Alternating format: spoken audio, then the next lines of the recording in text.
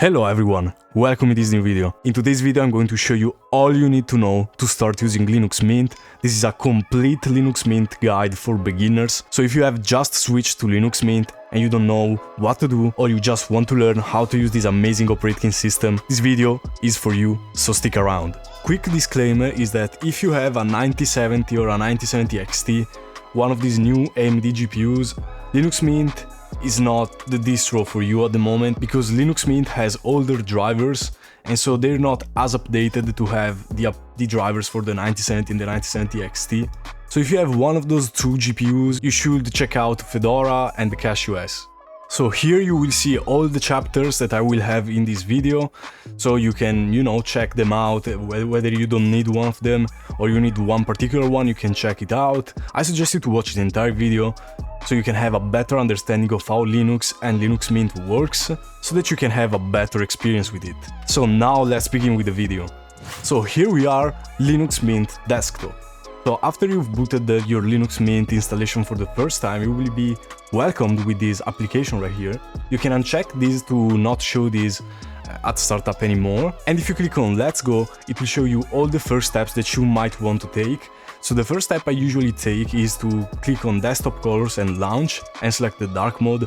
I personally prefer it. It's like easier on my eyes, dark mode, but you can also change the accent color, as you can see from here. I'm gonna leave the default one because I like it, but you can change it to all of these ones.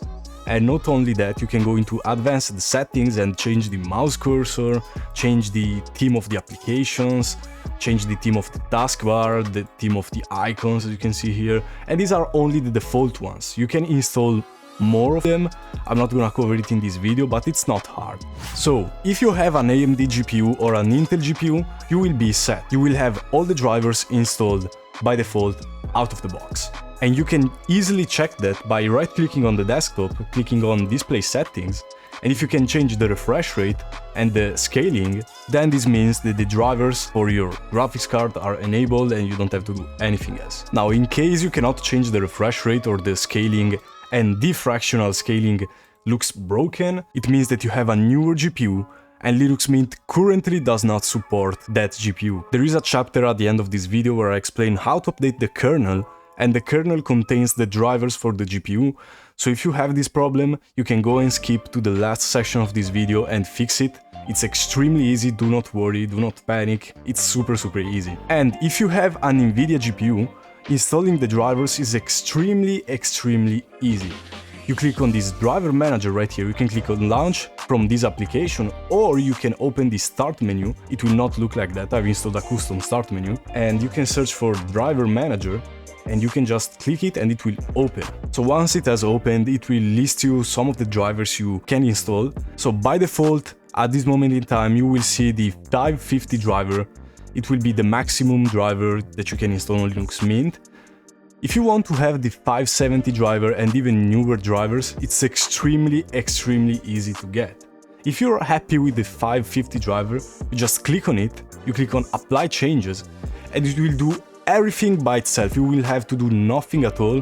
The driver manager will handle the driver installation for you, and you will just have to reboot the system after it's done. If you want to get the 570 driver, which also contains the support for the RTX 5000 series of cards, then it's extremely easy. So to get these newer Nvidia drivers, you just have to head to this website, which I link in the description, scroll down a little bit until you see this bold text which says PPA graphics drivers /PPA. So you just copy this text, then you're gonna open the system settings of Linux Mint, and you will scroll down until you find software sources. It's really at the bottom of the page. So you click on software sources, you input your password, and then on PPAs, you have to click on PPAs, you click on add, and you just have to paste what you have copied. And after you've pasted it, you click on OK, I already done it, and it will be enabled by default, of course. Then you can just close and open the driver manager again, and you will have the option to select the Nvidia driver 570. So as I've said, you just click on the driver that you want to install, then you click on Apply Changes, and it will do everything automatically. You will have to do nothing at all. It will be extremely easy, you will just have to restore to their computer after it's done. So now that the drivers are fully installed, you are ready to install applications and enjoy your operating system. So how do we install applications on Linux Mint?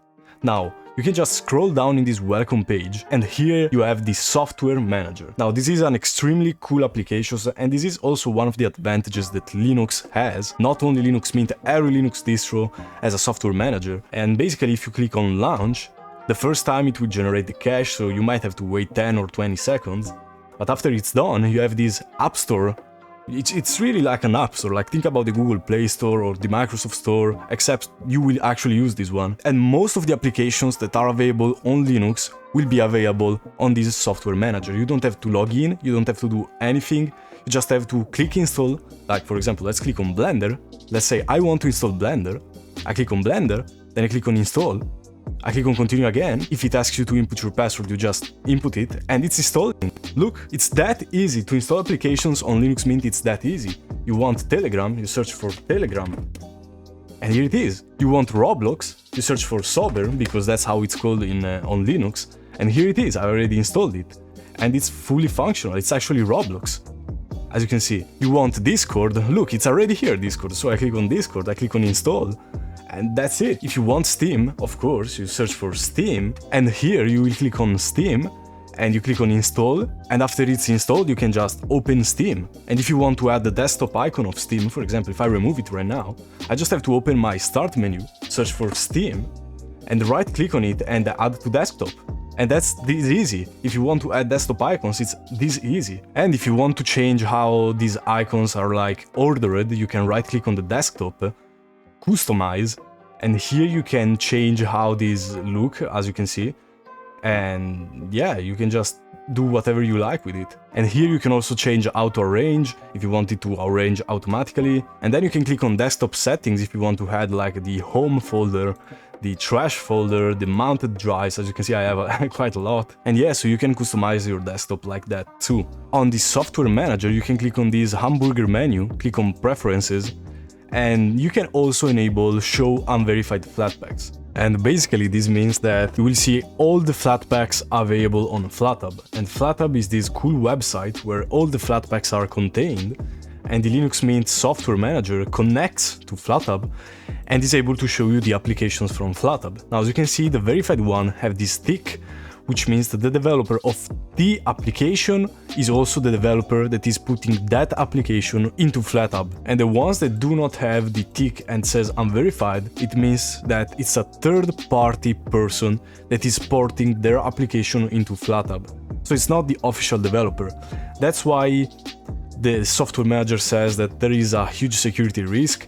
Now, I don't think it's that huge of a security risk, but if you don't want to enable them, don't enable them. I suggest you to enable them though, because you will be able to install every single application that is available on FlatHub, like Chrome. As you can see, it's unverified, but you can also install Google Chrome in another way, which I'm going to show you right now. So you open your web browser, you search for Google Chrome, and you go to their website as you will do on Windows. You click on download, you select the .deb file, you click accept and install, and after it is downloaded, it will look like this in the file manager. So Google Chrome stable.deb, so you just double click on it, this thing will pop up, and here you will click on install package, and then Google Chrome will be installed as a native .debian package. So now that you know how to install applications on Linux Mint, how do you actually update the system? Well, here you have a little update manager thing. You click on launch, and here you will see all the updates. And that's the cool part about Linux, is that on this update manager here, you can update every single component and every single applications of your operating system. So you don't have to update each application singularly. It will update everything at once, which is extremely cool and extremely fast. And in my opinion, this is one of the big advantages of Linux. If you want to refresh these updates, as you can see, I have 4 queued right now. You can click on refresh, and this is gonna take a couple of seconds to refresh. It's not gonna take a long time. And then to install the updates, well, you click on install updates, and you put your password, and it's gonna install the updates. You don't have to pause what you're doing. You can still register the video. For example, I'm recording right now, I can still keep recording, and after it's updated, you can either restart the computer or not. If it has installed something like a newer version of the kernel, Then you need to restart the system, but it's going to tell you with a red string, hey, we've installed a new kernel version, so please restart your system. So it's extremely beginner friendly, it's extremely user friendly, and you're not gonna make any mistakes. So how do you switch the power profile? This is especially useful for laptops, but also on a desktop I noticed some performance gains when I switch the power profile. So just click on the start menu, you open the system settings, and here under power management, you select the power mode, okay? This is the same thing that you have on Windows. You can select balanced, which is the default one. Power saver if you're like on a laptop and it has very low battery life, so you can select power saver in that case. I'm on a desktop, so I'm gonna select performance mode. And so yeah, that's how you change power profiles. So now, how do you customize this taskbar? Now, it's actually not called a taskbar, although you can still call it a taskbar. It's called panel. Okay, it's a very like default term, like it's a panel. You see panel settings. So you have to just right click on it, you click on panel edit mode. And here you can, for example, if you want to have these applications that are pinned to the taskbar in the middle of the taskbar, you can just drag them here and boom, bada bing, bada boom, you have them on the center of the taskbar. It's so easy. You want the start menu on the center of the taskbar, boom, it's that easy. Now there's also this separator on the bottom left, you can also like put that here. And now everything is on the middle. I can just right click again and remove the edit mode, and boom, I have everything in the middle. I want to change the position of the panel, I just click on move, boom, now I have it on the top. Now I have it on the left. And this is extremely simple, honestly, and it's much better than what the Windows 11 taskbar lets you do. You can't even move the Windows 11 taskbar. Now I like to have them on the left like classic Windows 7 layout, so I'm gonna put everything back. But as you saw, it's extremely easy to move them to the center, and so that's how you customize the taskbar. So how do you set up backups of your system? It's extremely easy. So here in the Welcome app, you will have this entry called System Snapshots. You just click on Launch, you input your password if it asks you, and here you can select what snapshot type you want to use. Now I'm not gonna go in depth on the differences, just know that the default one is okay. You can use Btrfs too, but rsync one is fine, honestly. There's no need to over-explain what those are, just select the default one, it's okay. Then you click next, and it's just gonna estimate the system size right now. And here you can select in which disk you want to store the snapshots, and once you've selected it, click on next, and here you can select how many snapshots of your system you want to be taken. Now, keep in mind this will take up a lot of space, so if you have a small SSD, you can just do one per day or one per week.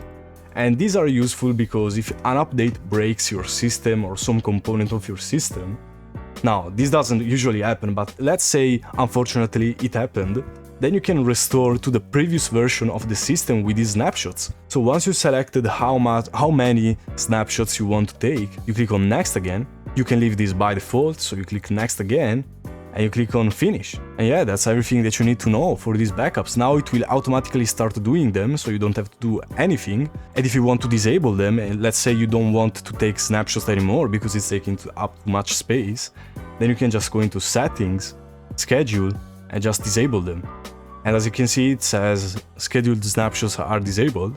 So I just click OK. I don't want the snapshots, for example, because I'm on like an external SSD and I don't care if this breaks or not, but it's not gonna break. Like, one of the perks of Linux Mint is that it's an extremely stable Linux distribution, so you can safely and confidently update your system. How do you auto-mount disks at startup? Well, it's extremely easy, as everything I've shown you. Just click on the start menu, you search for disks, and this is an application used to manage your disks. So these are all my disks, and for example, I have made it auto-mount these disks right here, and you can just click on the disk that you want to auto-mount at startup, and you click on these gear icons right here, you click on edit mount options, you uncheck user session defaults, and as you can see, mount options, mount on system startup, it is automatically checked. You click OK, and you authenticate, and next time you restart the computer, the disk will be automatically mounted at startup. So in this last section, I'm going to show you how to update the kernel in case your AMD or Intel graphics card drivers are not installed or are not fully functional. you just have to click on the Update Manager, you have to click on View, Linux Kernels, you click on OK, continue, don't be scared by this, it's not gonna break. So you're gonna click on Continue, and by default Linux Mint 22.1 will ship the 6.8 kernel, which is starting to be a bit old at the moment. So you can install the newer 6.11 kernel, which is old already, like we are on the 6.14 kernel right now. But this is still more modern than Linux 6.8, so you will have more hardware. So here you click on 6.11 and then you click on the first options that says supported until August 2025. You click on it, you click on install, and then it will install everything and you will have to reboot the system.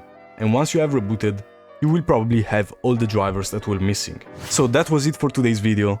This is all you needed to know to start using Linux Mint to the fullest and actually enjoy this amazing operating system. So if you found this video helpful, please leave a like and subscribe because this really helps the channel grow, and I'm going to see you in the next video. Bye!